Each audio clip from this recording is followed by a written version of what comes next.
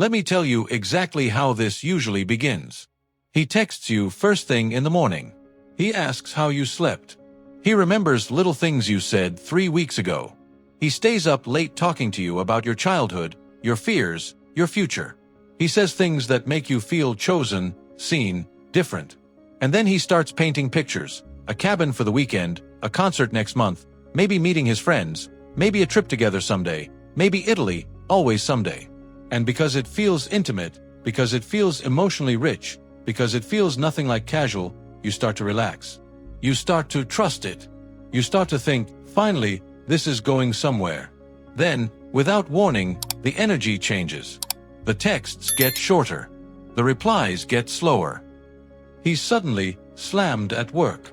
The man who used to want depth now gives you crumbs. The long conversations become dry check-ins. The warmth disappears, but not completely. Just enough remains to keep you hoping. And now you are stuck in a place so many women know too well.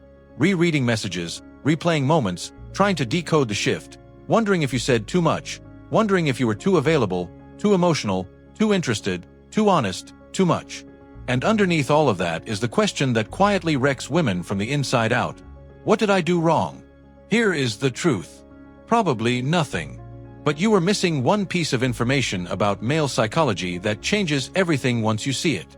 Because without this, a man can act like your boyfriend, speak like your boyfriend, occupy emotional space in your life like your boyfriend, and still have no real intention of becoming your boyfriend. That is the part no one teaches women, and that is exactly why so many intelligent, self-aware, emotionally mature women still get blindsided.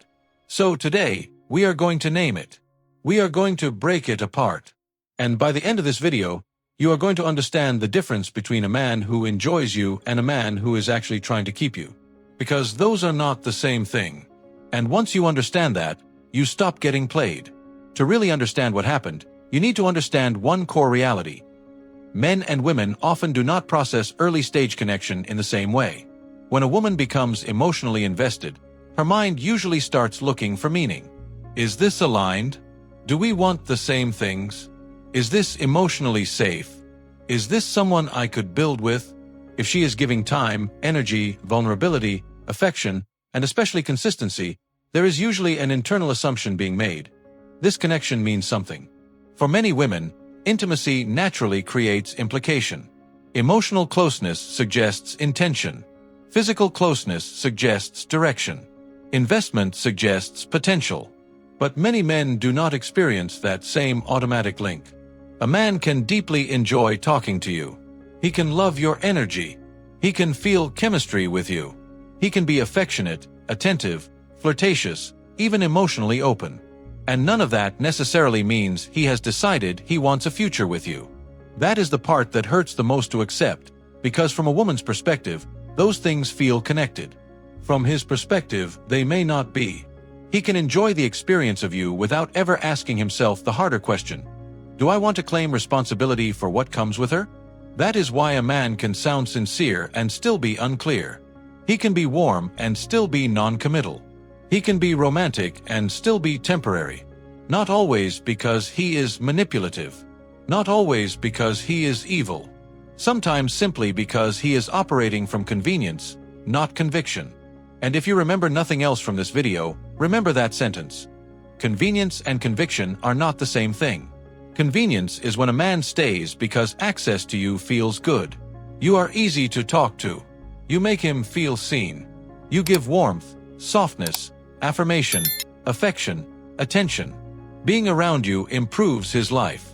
Talking to you comforts him. Sleeping with you satisfies him.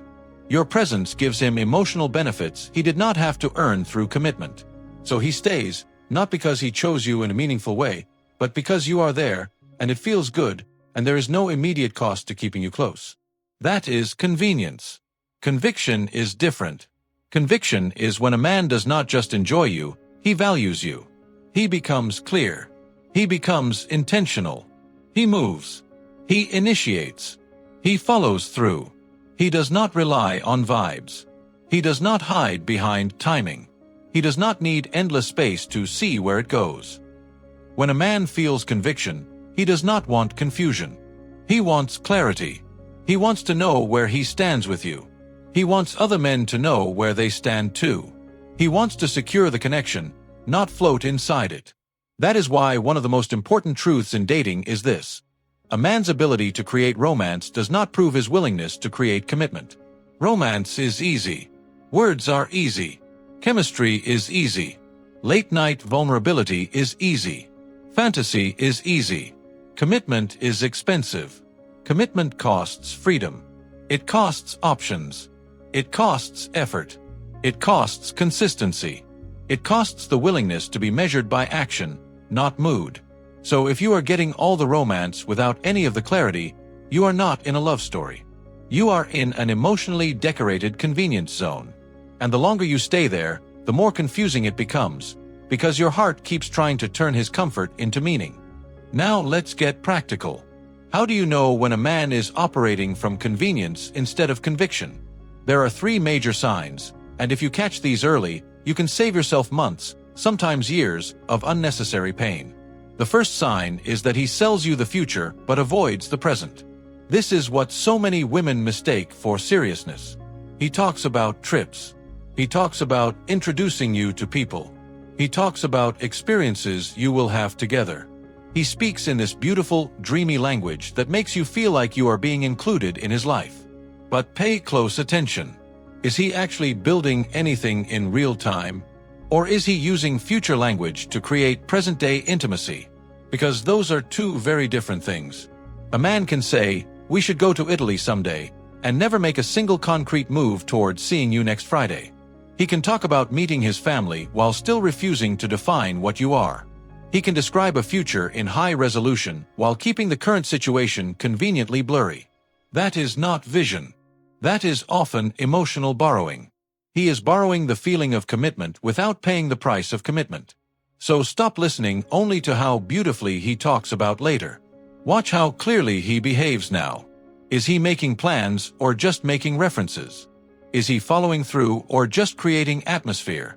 Is he giving you a future fantasy because it keeps you emotionally invested in a present that benefits him?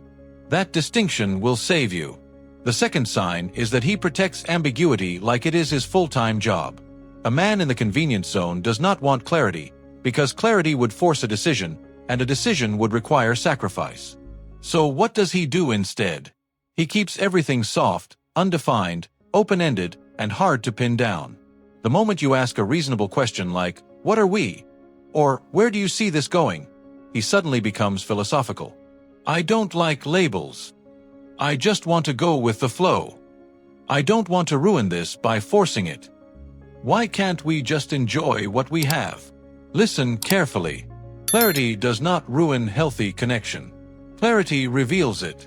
A man who genuinely wants you does not experience defining the relationship as some tragic loss of freedom. He experiences it as alignment, as relief, as a natural next step. Ambiguity benefits the person getting access without accountability. So if he consistently resists defining the relationship while continuing to enjoy the benefits of your presence, your affection, your emotional labor, your body, your loyalty, then understand what is happening. He is not confused. He is comfortable. And comfort can look a lot like interest when you are the one hoping it becomes more. The third sign is that he gives you just enough to keep you attached. This is the most dangerous one, because this is where women stop thinking clearly and start becoming emotionally hooked. He disappears for 2 days, 3 days, maybe a week. Then suddenly he comes back warm, attentive, funny, charming. You have one amazing call, one intimate conversation, one perfect night, and it resets all your hope. You think, there he is. That's the version of him I knew was real. Then he fades again. And now you are not bonded to consistency. You are bonded to unpredictability.